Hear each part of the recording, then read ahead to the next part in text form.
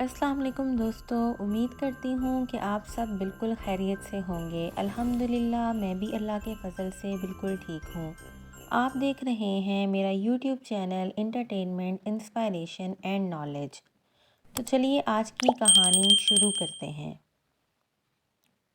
میں حسب معمول صبح کی پہلی زیر زمین گاڑی سے اپنے کام کی طرف جا رہا تھا۔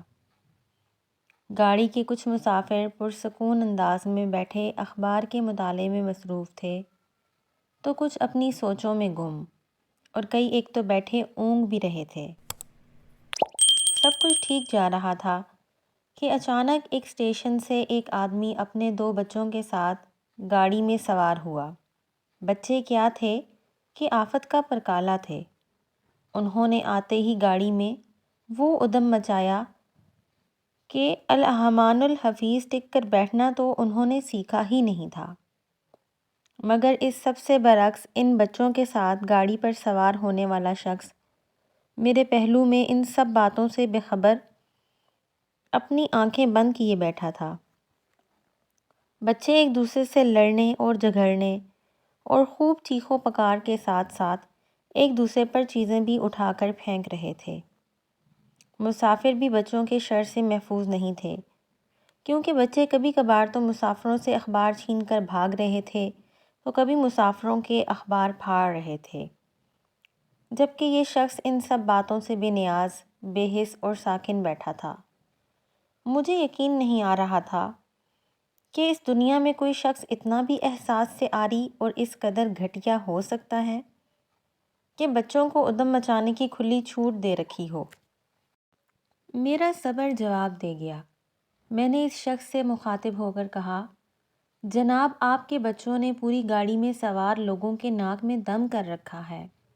آپ کس مٹی کے بنے ہوئے ہیں کہ آپ پر اس سب کچھ کا ذرا برابر بھی اثر نہیں ہو رہا؟ آدمی نے اپنی آنکھیں کھولی اور گرد و نواح پر ایک نظر ڈالی اور سب کچھ ایسے دیکھا گویا پہلی بار یہ سب کچھ دیکھ رہا ہو۔ اس نے بڑی نرمی سے مجھے کہا، جی آپ بالکل ٹھیک کہہ رہے ہیں، مجھے اس صورتحال کا تدارک کرنا چاہیے۔ ہم لوگ ابھی ایک ہسپتال سے آ رہے ہیں جہاں گھنٹہ بھر پہلے ان بچوں کی ماں کا انتقال ہو گیا ہے۔ میرا دماغ سوچنے سے عاجز ہوا بیٹھا ہے کہ ان بچوں کو اس صدمے سے کیسے آگاہ کروں، اور ان بچوں کو بھی کچھ احساس نہیں ہے کہ ان پر کیسی قیامت گزر چکی ہے اور وہ کیسے اس صورتحال کا سامنا کریں گے۔ آپ خود اندازہ کیجئے یہ سب کچھ سن کر میرا کیا حال ہوا ہوگا۔ چند لمحات پہلے تک اگر میں بچوں پر تلملایا اور جھنجھلایا بیٹھا تھا تو اب میرا دل بچوں کے لیے رحم اور ترس سے بھرا ہوا تھا۔ میں اس گمبھیر صورتحال کا خوب اندازہ کر سکتا تھا۔ دل تھا کہ رونے کو آ رہا تھا، مگر میں نے جس انداز سے اس آدمی سے بات کی تھی اس پر خجالت بھی اپنی جگہ پر تھی۔ آخر میں نے ہمت کر کے اس سے پوچھ ہی لیا، تو گویا گھنٹہ بھر پہلے آپ کی گھر والی کا انتقال ہو گیا ہے۔ مجھے یہ سب جان کر بہت صدمہ ہوا ہے۔ کیا میں آپ کی کوئی مدد کر سکتا ہوں؟